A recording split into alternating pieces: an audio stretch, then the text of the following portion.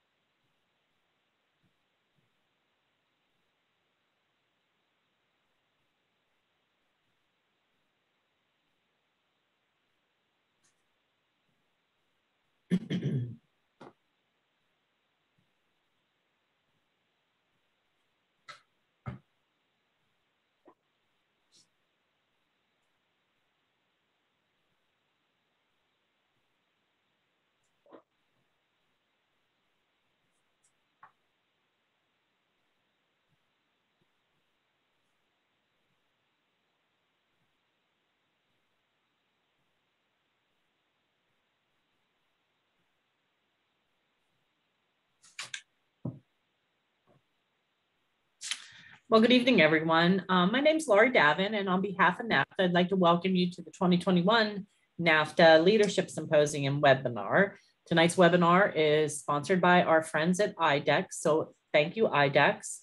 Tonight's topic is the value of using personality assessment tools for the veterinary practice. Our speaker tonight with us is Dr. Stephanie Thompson-Holland. 3 of you here. Just a few roles. You're all muted. You can use the Q&A or you can use the chat throughout the evening for any questions. So you can drop your question in the Q&A or chat and I will read it off to Dr. Stephanie. So she's fine with answering questions throughout the session tonight. If you're having any technical issues or anything, you can also just send me a chat privately and I will try to help you out. We're scheduled for a 1-hour webinar tonight, and it's also being recorded. So I just wanted to give a small bio here on Dr. Stephanie. She is a graduate of Tufts Veterinary School with over 23 years of professional experience in our veterinary healthcare industry. For 7 years, she owned her own equine dental practice and has extensive experience in facilitation, relationship development, strategic team leadership, and coaching. She has maintained a strong focus on communication strategies and leadership throughout her career. In 2012, she participated in the Veterinary Leadership Experience and has completed her Gifted Coach certification through Gifted Leaders. Additionally, she has had the opportunity to participate in facilitator training through the American Management Association and RIVA Market Research and Training Institute. In 2015, she was certified as a DISC Workplace Personality Styles Facilitator. At that time, she was a senior sales development representative for Mural Limited and was able to bring this program to many of her clients throughout the Raleigh-Durham area. This gave her firsthand experience in observing the value and impact these programs bring to veterinary teams. So welcome, Dr. Stephanie. And Thank you, Laurie. Thank you so much. So thank you all for joining us this evening. So I am going to share with you a bit about my experience of using these variety of different workplace personality assessments. Personally, I have participated in a number of these different programs, and there's a lot of them out there. Tonight, I'm going to talk a bit more about my experience with DISC because I am been certified as a workplace facilitator for DISC, but understand there's a lot of options out there for you if this is something that you would like to pursue for the veterinary practice. So a few disclaimers to start. I am a full-time IDEX employee. My role is just recently, the terminology changed just recently. So I am now the head of global university relations for IDEX, and I have a team of veterinarians that I work with, and we focus on educational programs at the educational institutions for veterinary medicine now globally. So my DISC certification does come from my previous employer, which was at the time Marielle, which has now been purchased by Boehringer Ingelheim Animal Health. And so that is where my DISC certification came from. And as always, all trademarks and registered trademarks are property of their respective owners throughout the presentation. So a few of the things that I am going to talk with you all about tonight are, first of all, we want to talk about what are characteristics that make successful teams, and really understand what are some of the things that we want to be searching for as we develop teams and join teams, really ways to identify that. Then I'll go a little bit more into the personality style assessments overview, talk about why you would want to use these tools and how they can be helpful. We'll go through some of the principles of DISC. My understanding is that you all received the free online assessment that you can take. It's a basic assessment. When you do the full certification or do the full program, it's a much more in-depth questionnaire, but hopefully you all had the opportunity to have a little bit of experience with the questions. And so you get the opportunity to learn a little bit about yourself, and that helps you adapt to others within your workplace. Understanding each other's styles and making the most of both your style and those that you work with. And then at the end, I'm going to give you some very specific examples that I have seen personally in practice of how these can be helpful.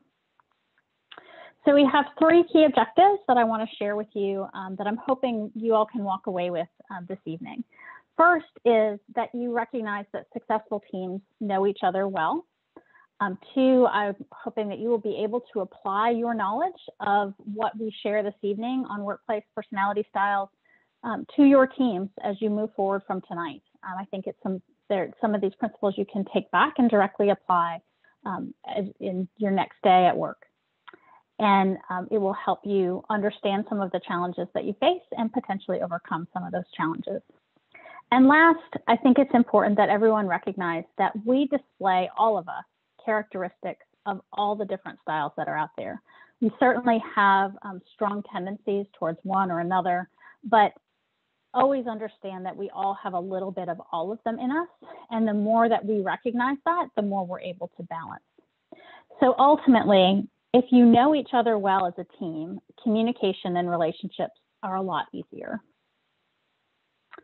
So first, I want to start with the idea of what makes a really good team. High-performing teams are really critical to the successful outcomes, and that certainly applies to veterinary medicine and our teams that we work with in practice. So before we get too specific about veterinary teams, I want to spend a little bit of time talking about another high-profile, highly successful team that's probably recognizable to a number of you. So I don't know how many of you have possibly had the opportunity to see the Blue Angels in action, but I think most of us, when we hear that name, have universally recognized them as a high-performing team. I will share a little tidbit about myself. Back prior to veterinary school, at one point, I thought I wanted to be a fighter pilot, and I was very disappointed to learn that I was about 1.5 inches too short. So I was not able to do that. But fortunately, I went into veterinary medicine, which was probably a great career path for me. But I think when we think about this team, we understand that these are all very high-performing individuals that then come together and become a very high-performing team. And that is not easy. I think that there's some significant parallels between these teams as well as what we see in veterinary medicine. So I'll share with you a little bit of information about the Blue Angels. There's a total of 17 officers. They all voluntarily serve on the Blue Angels. Each year, there is generally some attrition from the team. So every single year, there's some people coming in and some people leaving. So it's a constant change of that team.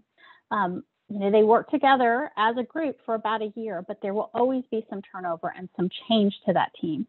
So their ability to perform together is really, really critical that they have good communication. So there's a variety of pilots. There's a Marine Corps C-130 pilot that's also there. And then they have a commanding officer. Another sort of unique fact about the Blue Angels is that from about 1986 to last year, they flew McDonnell Douglas F-18 Hornets.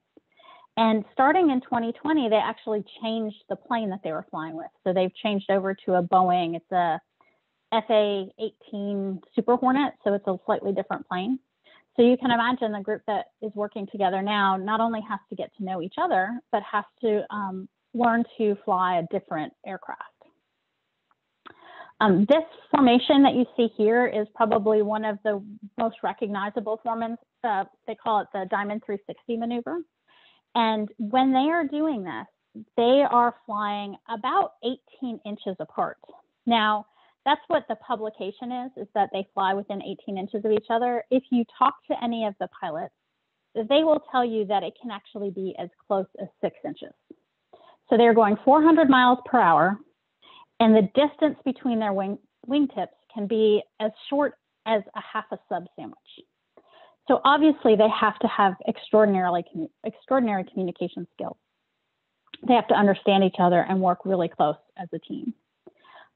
There was actually in 2019, there was an incident where 2 of the planes, their wingtips actually touched. And yet, even when that happened, there was no significant damage to the aircraft other than a small scratch, and nobody was injured. And keep in mind, when they're doing this formation, they're flying at about 400 miles an hour.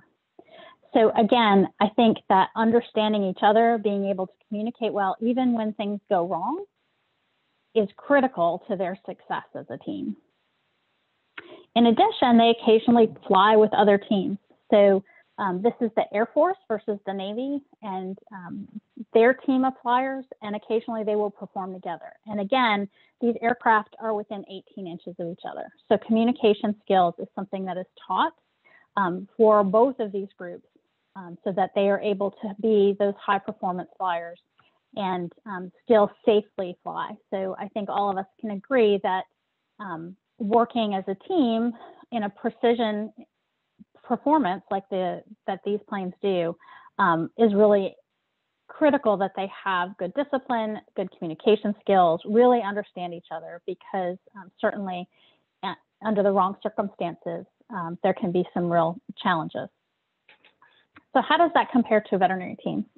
Well, veterinary teams also have a high degree of technically difficult tasks. They are also in life and death situations that require fast adjustment. So if you think about those Blue Angels, every performance they do, the atmospheric conditions are a little bit different. There's different winds, there's different temperatures. I think we all know, the theory that when you have, hot, humid air, that's heavier than cool air, so it changes the way that the aircraft performs. You can have turbulence. So they require fast adjustments in a high performance situation. And that is exactly what we see in a veterinary practice, especially if you're dealing with an emergency. Teamwork is critical to making this successful. And of course, communication is the key to bringing it all together. So some of the characteristics that we look at and we recognize of successful teams is there's a clear unity of purpose. There's a common goal that is understood and talked about by everybody. And that is the key, that it may be understood, but it's also something that needs to be talked about. When you have frequent discussions as a group and talk about your process and what's gone well and what has gone not as well, that is really critical. And I think really successful teams are not afraid to have those discussions. Team members are all involved, all interested, and all understand that their role is important. no matter what that role may be. And I think that is another key in the veterinary practice. Everybody in the practice plays a very important role to the successful practice of veterinary medicine. And everybody on the team understands what their role is and how important it is. Each individual will carry his or her own weight. They're not relying on everybody else to carry things for them. And we find that successful teams, everybody is very motivated to make sure that they're taking care of what they're responsible for and always there to help others out. The other thing that I think is really important is that there's an opportunity for team members to express their feelings and ideas, that there's a time and a place to do that, and it's an organized process that can really help people feel like they're part of the decision-making process. Now, I think we all know that when we're part of a large team, not everybody is going to have things go the way that they want. But the most important thing is that people feel heard and understood, and that they understand that they're bringing value to that discussion, even if their opinions aren't where things land. So having that opportunity to express that in an organized fashion so that people feel heard is really important. And on the opposite of that, people have to listen to each other. So it's not just an opportunity for people to talk and express their feelings, but that they're actually heard and understood and listened to on the other side. So as much as we all like to express our opinions and our thoughts, we also have to make sure that we're really listening to each other, and that even when we have differing opinions, we're still understanding where that person's coming from and really listening and taking in what they have to say. The other thing that I think is really important and is often a challenge is that feedback needs to be frequent, it needs to be honest, and it needs to be oriented towards removing obstacles and achieving goals. Now, in a less successful team, you might see somebody say, well, that criticism is frequent. And I think there's a big difference between criticism and feedback in the way it's delivered.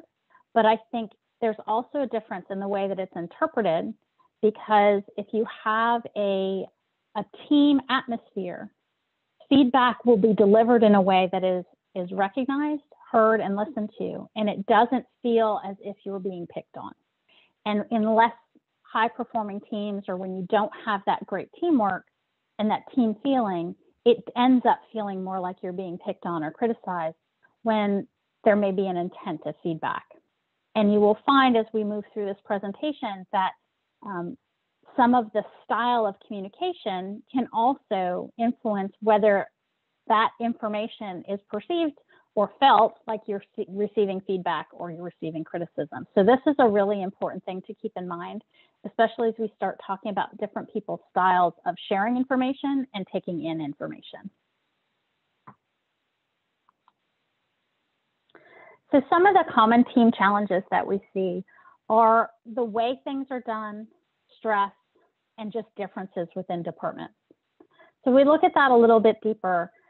One of the things that I think can be really challenging is you may have the same job title as another person in the practice, but you may perform that job in different ways.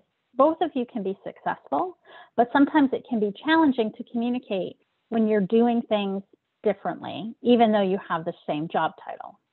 The best way I could give you an example of this is if you think about your computer, and I'm going to take a Windows computer because that's what I happen to have. But I know there's a variety of different ways that I can open a particular program. I can go to the main menu bar and I can click on it there. I can go into my files and click the file I want to open, so it opens a Word document. I may have the Word program pinned to the bottom or somewhere on my desktop. And all of those are going to yield the same result where I can get into the particular document that I want. I just have a variety of ways of getting there. And I remember one year I had a very good friend who had started a new job. And as she was being trained, the person training her was really focused on how she opened a particular document. And she couldn't understand why that was such a big deal, but it was a little bit of the personality of that person. If she wanted to share exactly all the steps she did, so she felt she had done her job in training this person, so she's showing them exactly every single step that it should be completed that way. And her interpretation was, well, as long as I can open the document, that's what matters. So you will find different personality styles will have different ways of doing things, but we can all get to the same place in a successful way, even though we may do things slightly differently. I think when we talk about stress, certainly the past 19 months have brought on stresses that were new and unexpected for any veterinary team. So prior to 2020, we already worked with a very fast work pace. We were interacting with the public. So there's a variety of different personalities that are involved in our day-to-day operation. There's life or death situations. We're dealing with people's animals. And so all of that can contribute to stress. On top of that, we now have the challenges brought to us by COVID in 2020 and 2021, which has changed the way that we communicate with each other. It changes the way we communicate with clients. It changes the way that we operate. And all of those things can be really challenging. And for some people, that creates more stress than others. The other thing is the communications is really critical when it comes to departmental differences. I used to hear all the time, the back doesn't know what the front's doing, the front doesn't know what the back's doing, and if we just would communicate better, we wouldn't have so many conflicts, because there's an assumption when things happen of what's been said or done behind that wall that separates front or back or kennel from the exam rooms and that sort of thing. So understanding that there may be departmental differences and how do we want to communicate back and forth and what sort of processes do we want to have can help alleviate some of those challenges. But those are very common challenges that we see in veterinary hospitals. So I want to share with you a little bit of information about the variety of workplace personality style assessments that are available to veterinary hospitals. Many of you may have heard of Canine Colors. That was really designed very specifically to be used in veterinary hospitals. The really probably the most robust program, MBTI. And then we have things like Insights. IDEXX has used a lot of Insights and Insight Discovery profiles. And then there's DISC. And I was trained in DISC, so that's the one that I'm going to focus on today. But just realize these are just a small number of the options that are out there. There's even others. These are just some of the most common ones that I've seen in veterinary hospitals or in the veterinary industry. But know that if this is something that you're interested in, there's a lot of them to choose from, and so that you have options. So why do we use these tools? Well, first of all, doing these assessments can really help you increase your understanding of yourself. I have found them very interesting and enlightening the more I do them. Yeah, I do recognize that about myself, but it was more something I recognized subconsciously than consciously, and it helps me make that conscious effort to address some of those things that may be challenging in my communication style. It also helps you understand your coworkers, and I'll give you some specific examples of where I saw this in action. Lastly, it can really help you understand your clients.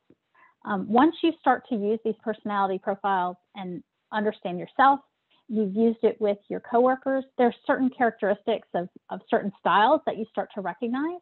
And all of a sudden you find that you can communicate much more effectively with some of your clients because you're starting to understand what their personality and communication style might be. So I think we all recognize that effective communication is the key to a lot of success in our veterinary practice. And effective communication is also key in creating high-performing teams.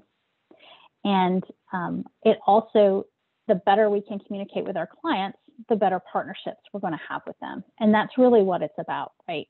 We want to be able to take the best care of the animals as we possibly can. And the partnerships that we build with their pet parents help us make that happen.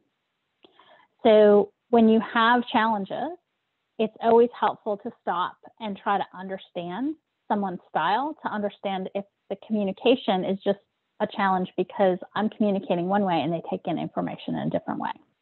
And so we're going to talk a little bit about those.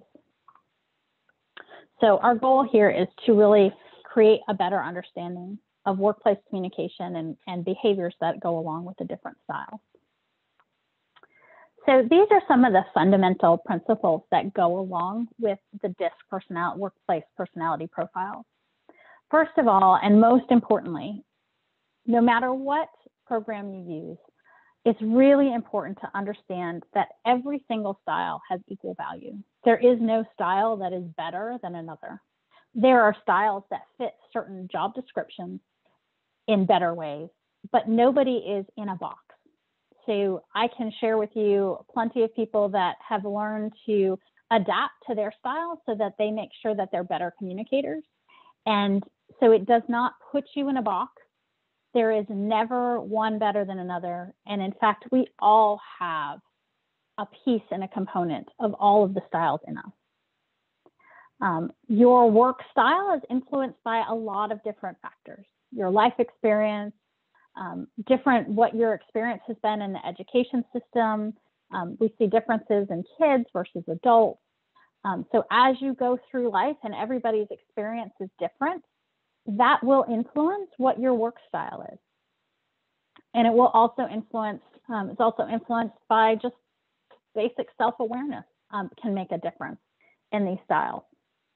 So understanding yourself better is the first step to becoming a more effective team member.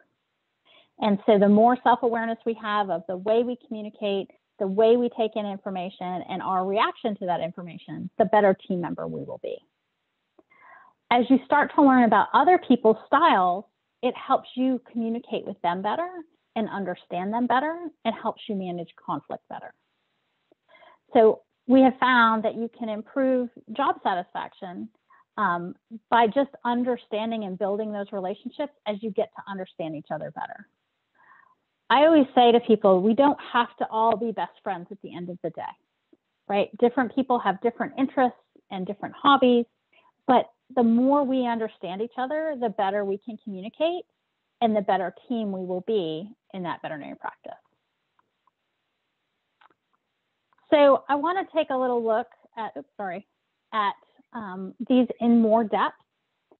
So one of the things that I want to share with you all is that as a sales representative, I spent about 5 years. So I've been a veterinarian, I've been a professional services veterinarian, I've owned my practice. I've done a variety of different things, different jobs in the industry over the years. But I spent approximately 5 years as a sales rep. And I made that choice because it worked best for my family at the time. It kept me from having to travel all the time. And it was a great learning experience for me. And I really enjoyed the opportunity to really partner with the different veterinary teams that I worked with and get to know them better and find ways to assist them. And so I took this facilitation, I learned to become a DISC facilitator to try to help some of these practices improve their teamwork and their communication skills with each other. So I think that these concepts are really applicable as you sit down as a team. But I will also share with you that when I did this, there was several meetings that we would have as a team. We did team building exercises when we did this. We would learn our own styles, then we'd start to share and have programs that we would do with each other. And then we started to be able to apply that to our the clients within the practice. So just understand that what I did with them was a process. It's not something of, oh, you take the test and everything is completed. There really is a process to this, but I want to be able to share some of this with you all so you can see if it's something that potentially is applicable to your situation. So I'm going to now review the 4 DISC dimensions, as we call them, using a 4-quadrant circle. So as you guys follow along, you're more than welcome to draw a circle and kind of put some notes for yourself in there. So the first dimension that we're going to talk about is D. So you'll find the 4 dimensions follow the D, I, S, and C. And the first dimension is D. So D stands for dominance. And the reason that that's there is the person that is a strong D style, they want to shape their environment by overcoming obstacles and getting results. So if you think about people that you have worked with, think about the person that just wants to get it done. They want to get it done in the quickest way and most efficient way possible. They want to be able to accomplish their task and then move forward. Generally, I find sometimes that they are less about the details and more about the bottom line. We don't have to explain everything to them. You may hear somebody say, just tell me what I need to know. You know, we joke with somebody I know that's, you know, give me the bullet points. I don't need the whole story. I just want the bullet points. So I will say the other thing, some of the characteristics of someone that's a D style is they will look you directly in the eye when they talk to you. They are very direct and to the point. So this may start to think of some people that you may know. They are not trying to be rude or difficult, although sometimes I've had people say that that was their first impression. It's just somebody that tends to be very direct in their communication style. Sometimes I say, you know, that they're very kind of taken as more assertive, or they're very direct. Now, some of these examples that you see here on the screen are a bit extreme. No one is going to identify with every single one of these bullets. So you will find, though, that there are people that have the D style that you may start to see some of these characteristics, right? Somebody that's really looking at the bottom line. They tend to be quite independent and willing to make decisions on their own without necessarily involving a lot of other people. People that are willing to either take risks or be the first to try something. Again, when they talk, you may see some forceful gestures. And again, they don't tend to agonize over their decisions. They think about it, they make a decision, they don't always involve a lot of people, and then they move forward. So a lot of times you find them fast-paced, and occasionally they may be a little bit hard to read because, again, they're very direct, they look you in the eye, and they don't have a lot of facial expressions or thought process that seems to be that's easy to recognize within that person. So the next one is I, and I stands for influence. And these are people that want to shape their environment by influencing or persuading others. So it's less about just getting it done, and they want to bring people along, but they want to be able to influence and help guide people and help them see their point of view so that they can really persuade. So these I's tend to be people who you see moving their hands a lot when they talk. I would say on the extreme end, you kind of go, can they talk without moving their hands? Like, is this somebody that could sit still and keep their hands still and not walk? People that are I's tend to be very willing to share their ideas. So when you're in a team meeting, they might be one of the first people to speak up in a meeting, and they have no problem being outspoken. They're more than willing to share their thoughts with everybody. They don't always feel like they need to take a lot of time to consider what they're going to say before they say it. A lot of times they think through their thoughts aloud as they're doing those sorts of, as they're communicating. They're also not afraid to change their mind as they're talking. So as I said, some of the characteristics that you may see, and again, remember, not everybody that's an I is going to show all of these, and some of these are a little bit on the extreme end, but it does help you identify some of those I characteristics. Again, talks a lot with their hands. They're people that like to be the center of attention, right? We all know people that are happy to go out and talk in front of everybody, and others that hold back. The I tends to be the person that is very comfortable being the center of attention. They tend to be thought of as being very high energy, tend to be thought of, gee, they talk a lot, are they really listening? Might be that some of people's interpretation. Again, they're also very comfortable making direct eye contact. I already mentioned that they tend to think out loud. They also like to share their ideas. They're really sort of the person that throws ideas out there. And again, it may be they throw ideas out and 5 minutes later they go, oh, that was a bad idea, because they tend to talk through their thought process and share that with everybody. Generally tend to be enthusiastic, although sometimes that can come across as being overzealous or dramatic. But they do like to express their feelings, and they tend to draw energy from other people. So the idea of that extrovert, right, where they really like being around other people, they draw energy from being around people and talking to people. So they're not trying to be annoying. But sometimes you just want them to quiet and let out their stink. They think out loud. So those are some of the things that you may find with somebody who's an I, is they really like to think out loud. The next one is an S. S stands for steadiness. Steadiness, the people that are an S, cooperating with others and bringing people together as a team and getting everybody in agreement is really important to somebody who is an S. They really want to help find that happy medium. They really enjoy being with other people, and they get a lot of satisfaction out of being able to complete things for the team, right? So they also tend to be like to make people feel comfortable with them. So I live in the South. So in the South, we tend to call it neighboring, where we have a lot of chat before we get into the meat of the discussion. That tends to be somebody who that does that a lot, tends to lean towards that S, because they want to help create that place of comfort for the people that they're talking to, get to know them before they start talking into the meat of the heart of the matter. So I find that a lot of clients really gravitate towards the team members in the clinic that are S's, because they really want to find out about their family and really, again, make them feel comfortable. So I have my personal experiences, the clients tend to really gravitate towards people within the hospital that are at that S personality.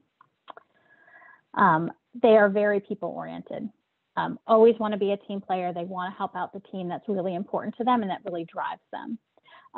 Unlike the D, these tend to be a little bit of, they like to think things through a little bit more. So we talked about the D being fairly fast paced. The S prefers to have a steadier pace and not make decisions so quickly. Sometimes they are referred to as being a little bit more the term that is used is sensitive, and I don't like that term because I think that is putting an emotion there that isn't necessarily what it's about, but they are very attuned to other people's feelings. They tend to really want to know that everybody feels comfortable, and they tend to be really attuned to that. The other thing I find about people that are strong S's is they like to have things clearly defined. They like to know what's expected of them and be able to perform that and perform that for the team. So working in a nebulous environment is less comfortable for them than being able to have very clear set out goals. Another characteristic that is we see with people that are on the S spectrum is that they would rather listen to people than talk, versus the I, who always wants to talk and talks out loud and talks through their thoughts and feelings. The S is much more introspective, where they tend to really listen to people and want to understand their point of view more so. And it's really obvious because they tend to be a little bit quieter because they're really thoughtful about what they're thinking of. And generally, they are less comfortable with conflict than someone like a D that I shared with in the beginning. C is for conscientiousness. These are people that really work within their existing circumstances to ensure quality and accuracy. That's really important to people that are on the C end of the spectrum, is making sure that it's done right. It doesn't need to be done fast. It needs to be done right. And so those are people who are really focused on stop, take the time, make sure we've got it right, we've got the accuracy. So on the extreme ends, I will find a C will agonize a little bit more over decision than, say, that D personality we talked to in the beginning, who tends to be a little bit quicker in their decision making, right? These are people that, if they're going to purchase a car, is going to do a lot of research on that car. They're going to go and test drive several cars. They're going to take the time to really think through which ones, weighs the pros and cons. These are the people that do the pros and cons list consistently to make those decisions because they want to make the right decision the first time. They're less comfortable with being wrong than, say, that D that I shared with you in the beginning.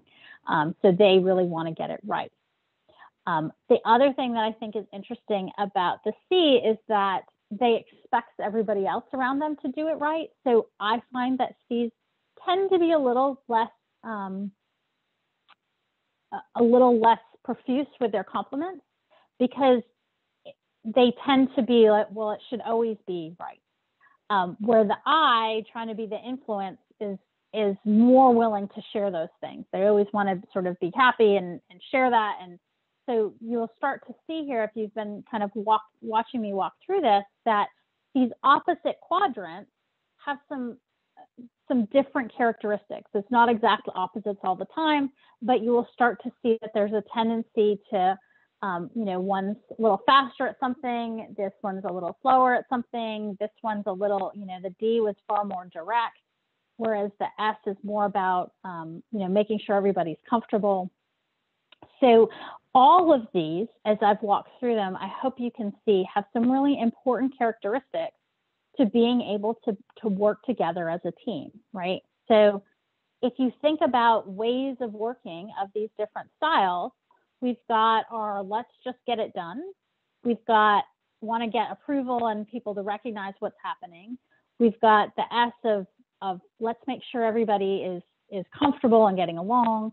And we've got the C, who's more about, well, if we're going to get it done, let's make sure we get it done right.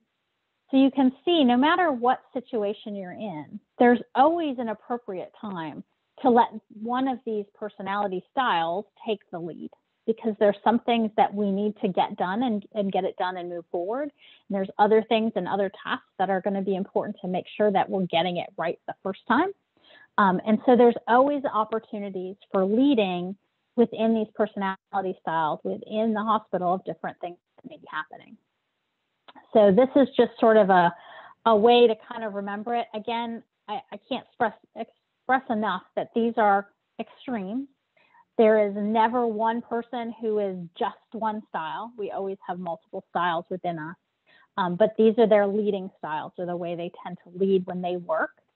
Depending on, particularly under stressful situations, you tend to see people gravitate towards their core personality style where the strength is. But this is just giving you an idea of ways of working that we tend to see with these different personality styles. Now, as I mentioned before, there's similarities and differences between styles. And so we have similarities that occur within adjacent styles. So the top of the circle, the D and the I, tend to be a little bit more assertive in their style and the way that they talk. They tend to be more outspoken, fast-paced. Sometimes it feels like everything's urgent, but they tend to be a little bit more go, go, go and fast-paced and say what they think and move forward. So, occasionally you have that they're going to be willing to share their feelings with the entire group very easily. Whereas when you look at the bottom half of the circle, they tend to be a little bit less assertive because they're thinking through things more. So when you have meetings where you've got the D's and the I's and the C's and the S's, and there's conflict happening, the C's and the S's tend to be stopping and taking information in and thinking about it before they say things, versus the D and the I, who may be expressing their feelings. So that can be challenging, because just because they want to take things in doesn't mean they don't have opinions and don't want to be heard. But when you have very strong D's and I's, sometimes it can be hard for the C and the S to be heard, because they want to take time to process information and share that information in the manner that they feel comfortable with. So again, the C wants to be sure to get it done right, so they want to share their information right. The S tends to want to make sure everybody is comfortable. So again, they're going to be a little slower to share because they're thinking through things more. Whereas the D and the I is more willing and comfortable sharing their thought process as they talk. So just think of the slightly faster pace on the top of the circle and a slightly slower pace on the bottom of the circle. There's nothing wrong with that. It's actually very helpful, because sometimes we need to speed up the C and the S, or we need to slow down the D and the I. So they balance each other very, very well. And then on the left and right hands of the circle, we also have some similarities. So the I and the S are the more, as I used that term before, the neighboring. They have that, you know, immediate reaction of a little bit more responsive, a little bit more sort of a warm reception, because it's really about the people for them. So there's a lot more important to them about how other people feel and how other people are influenced by them. So there is a lot more social, sort of that warm feeling that you get from them. Again, keep in mind, I'm trying to demonstrate what I'm talking about here. So these are the extremes, but it can help you in understanding what some of what you may be seeing within the practice. So they really try to communicate with that warmth and happiness and try to bring people in with their facial expressions. They really want to be outwardly making people feel comfortable. I will say that the S and the I really tend to prefer work that involves people interactions, because they gain a lot of energy from those interactions with people. It means a lot. It makes them feel good about what they're doing. So you may find that people with an I or an S dominant personality trait are going to look for jobs that allow them to interact with people. So if we look on the other side of the circle, we have the D and the C. They tend to question things a little bit more. They feel a little less responsive. Sometimes they feel harder to read because that they are more about the process than the people. It's not that they don't care about the people. I don't want you to think that, but what drives them is about the process. So they're oftentimes very comfortable doing things that are less involved with people, because they don't get all their energy from people interactions. So oftentimes you'll see the D or the C in positions where they don't necessarily have to have a lot of interaction with people, because that's not where they're drawing their energy from. So this is just a little bit of a summary of what I was talking about in terms of, you know, the D and the C are questioning a lot of things, whereas the S and the I are trying to make people feel comfortable. And then you've got the more assertive, faster pace on the top, and the less assertive and slightly slower pace on the bottom. So I want to bring this all together to show you how somebody can have all of these different styles within them, but they will tend to have a dominant place. And that's where the test that you all had the opportunity to take starts to come in. Now, as I said, if you complete the actual DISC workplace personality profile testing, that takes a good, I think about an hour to take that test. Maybe not quite an hour, but it does take some time. There's a lot of questions. And at the end of it, you actually will be given information that's a profile about you, about your communication preferences, help you understand how to better communicate with others. So there's a whole packet of information that you would get from that, besides just identifying your style. But what you can see here is an example of a DISC style from somebody that took the complete full questionnaire. So if you look at this, you'll notice that the location of the dot here is fairly far to the outside of the circle. What that tells us is that person is strongly inclined towards that particular style. So in this case, it is on the outer side of the S. But as you can see here, they have components of their style within all of the different areas on this circle, right? So they're much more towards this side of the circle. So a little bit more towards that enthusiasm, collaboration, people-oriented things. But you can see they still have some of the D, some of the C, and even here, this is an area where you start to see, based on different circumstances, they might become a stronger C than they were necessarily under normal circumstances. So this person here is really inclined towards the steadiness style. It seems to be their primary style and where they're most comfortable most of the time. They do prioritize the ideas of collaboration and giving support and generating that enthusiasm. So all of these different actions that you can see here. But they do have a very strong amount of I as well. So that this is a person that would have a primary and secondary style. So again, remember there's shading over here too, and particularly in times of challenge, they may gravitate a little bit more down here, where they really become a little bit more introspective in dealing with those things.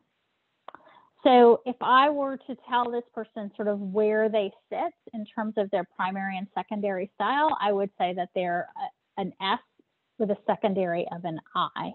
And I'd understand that, things like collaboration and support are really important to them in their ways of working and their ways of communicating. This is another example of a slightly different style.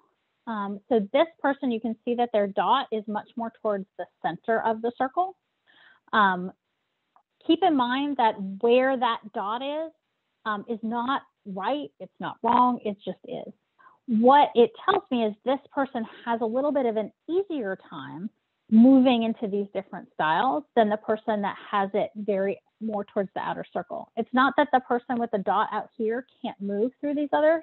It just takes a little bit more conscious effort to move into those areas.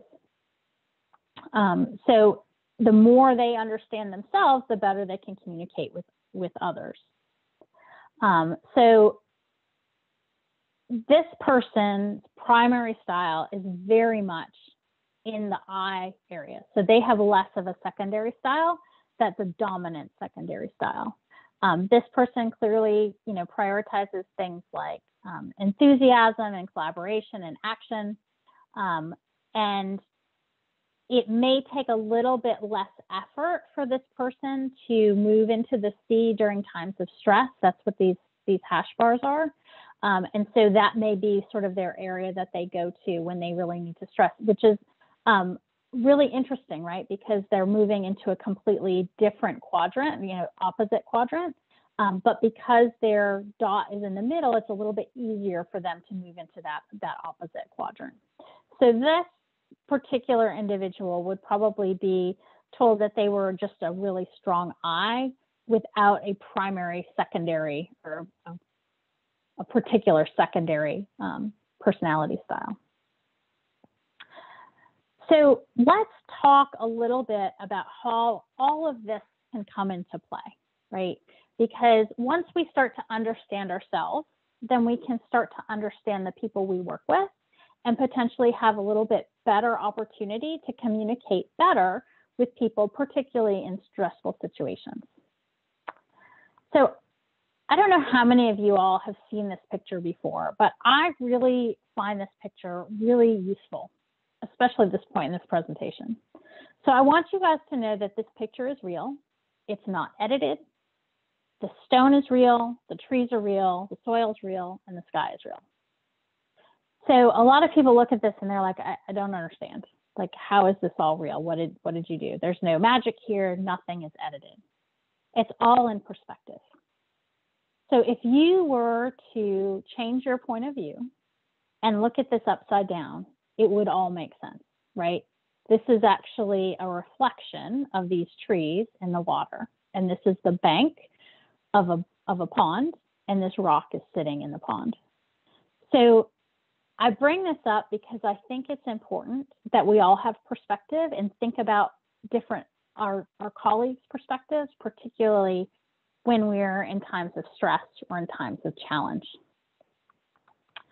So this is a tool that was provided to me by DISC when I did the certification process, and I used it quite a bit in the veterinary hospitals that I worked with. In fact, I made it into a poster for some hospitals, and they would actually put dots on the circle of where everybody within the hospital, where their primary style fell.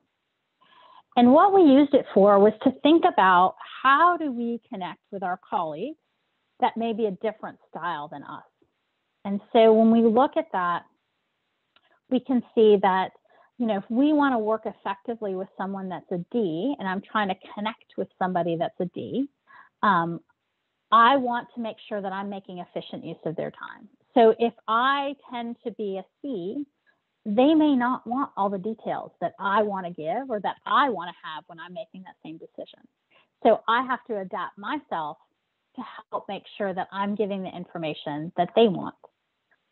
Also, that person, when they're communicating with me, has to think about my style and my preferences. So when they're trying to connect with me, they want to talk about the objective, understand, give me facts, give me details, give me some decision points and some data that can help me make that decision.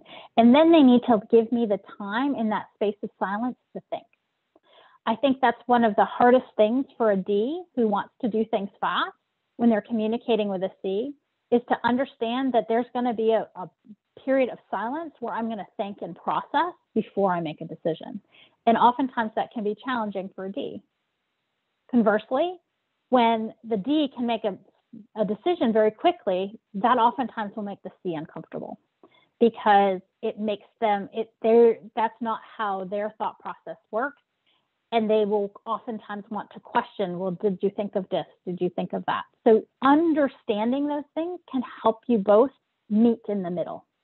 And again, as I said, I'm using the term, if this person's a D, that person's a C, understand that they have components of all, and some people will move between the different styles easier.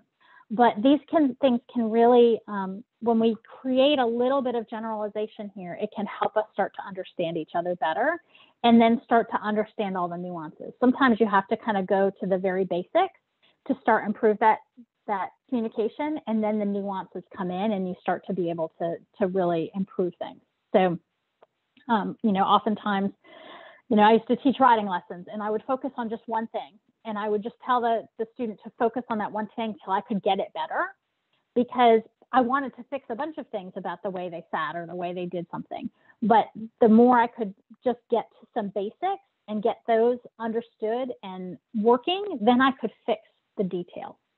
So when you start thinking about different people's styles, don't put people in a box. Don't say, well, you're a D and you're an I, or even worse, don't put yourself in a box and say, well, I'm a D, I'm a direct, so you're just going to have to deal with that. That's not what this is about.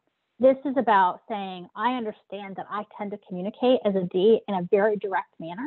And if I'm trying to speak with somebody that tends to be more on the S spectrum, that they're going to want more of the opportunity to feel comfortable in that conversation. And so my directness may be interpreted as something else.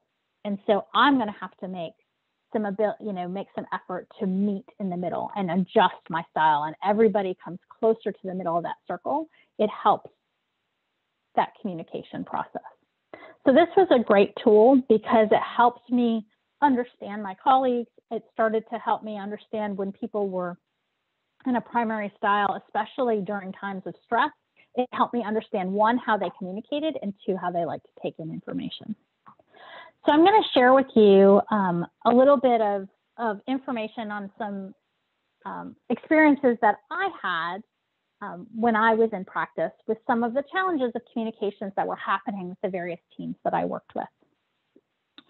So I had a situation in a hospital where there were two different people working at a front desk of a very large hospital, and they struggled to get along because they were constantly mad at each other about different things.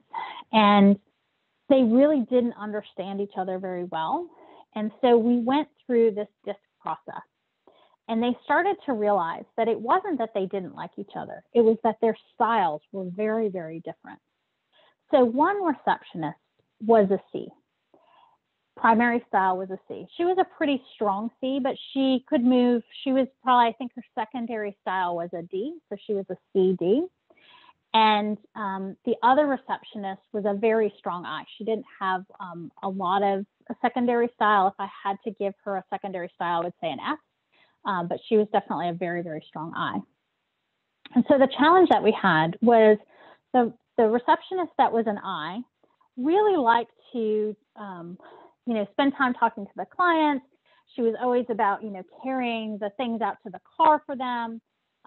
She was very talkative, very chatty with everybody when they would come in, very, very bubbly. But she wasn't always so timely in getting things entered into the computer. So sometimes things would get backed up, or at the end of the day, they wouldn't have everything entered. She'd have to sit down and finish entering things because she was very, very people oriented and really wanted to make that customer experience, make sure that, you know, the customers were happy with her. For the C receptionist, this was a really struggle because to her, it was really important that they check the accuracy of the bills, that things were done on time. And so she was really focused on the computer and the data entry and making sure that things were done right. And she would get very, very frustrated with the I for not paying attention to the details. And the I couldn't really understand why she was always so upset because the clients were happy. And they really didn't get along very well. But after we went through this initial process, they started to recognize the differences in each other. And as you guys may recall, if you think about that circle, the C and the I are on opposite quadrants of the circle. So there was some significant differences in the way that they operated doing the same job. So remember, we talked back in the very beginning that you can have two people with the same job description that do it very differently. And that's what was happening here. And the things that were a priority for each of them was a little bit different.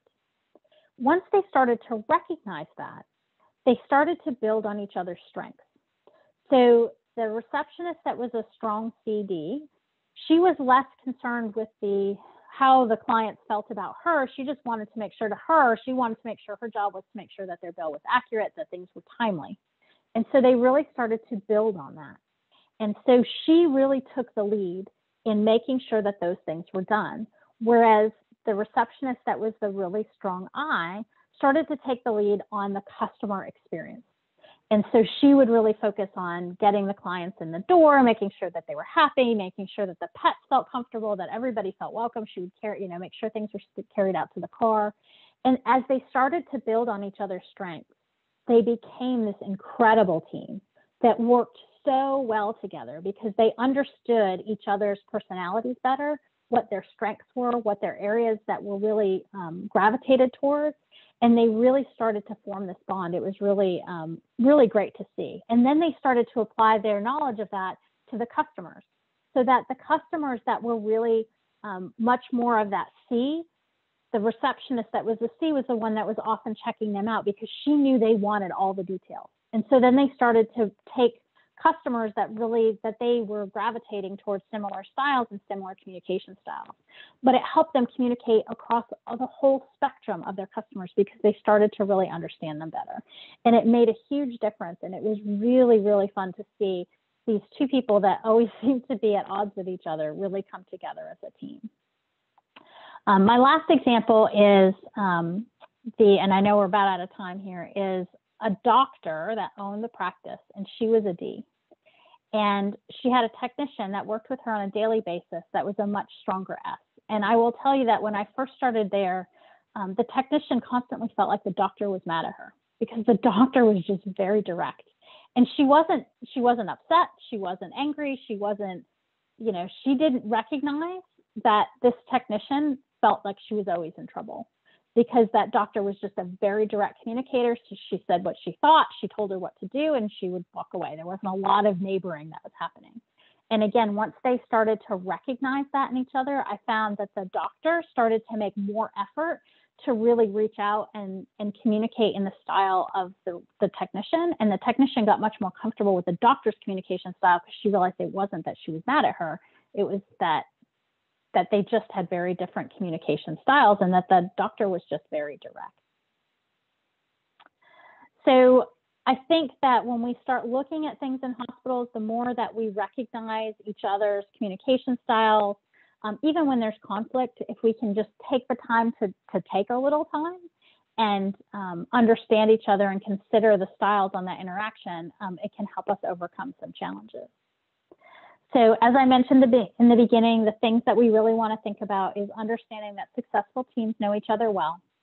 They can overcome some of their challenges when they understand each other's communication preferences and personality styles in practice. And then as we start to do that, we're able to much better adapt to each other's styles to help avoid some of those challenges and really create those workplace synergies. So I'm hoping that by the end of tonight, it's given you all some thoughts and potentially some action items for yourself as you go back into your practices or into your workplace, that you understand how these different communication styles can really impact the way that you all work together as a team. And with that, I am done. So does anybody have any questions? Yes, if anybody has any questions, you can put it in the chat or the Q&A right now. And thank you, Dr. Stephanie, for your expertise tonight. It was a good, I know I redid my test and I know what I am now. So it's interesting. And like you said, you see how other coworkers are and you're like, oh, that's why they're like that. It does really help you start to understand like people's immediate reaction. You're like, oh, okay, but that's their natural, they're not, you know, because there's a lot of misunderstanding, especially when you have very different personality styles and different communication styles. There can be a lot of misunderstanding. And once you start to understand that, then you start to come together as a team better and overcome those. Right, yeah. So again, if anybody has any questions, or if not, then I again thank everyone for attending tonight, and thank you for your time, Dr. Stephanie. I don't see any questions unless somebody's typing one, but it was all very good. Well, good. I'm glad. And if anybody has any questions, I'm always willing to, Lori, I believe you have my email address, so you're always willing to send those to me. And like I said, there's a lot of different assessments out there, and they all work a little bit. They all have, you know, they all have some commonality, and some are more in depth in certain areas than others. You know, my biggest thing I can say to everybody is you can use these tools to understand each other better. Just understand we don't want to label each other as in a box, right? We always want to say that there's a spectrum to everything, but boy, when when you see yourself do something and you go, oh, I did that because I tend to do this, it helps you make adjustments to yourself, and it just increases that self-awareness, which helps everybody.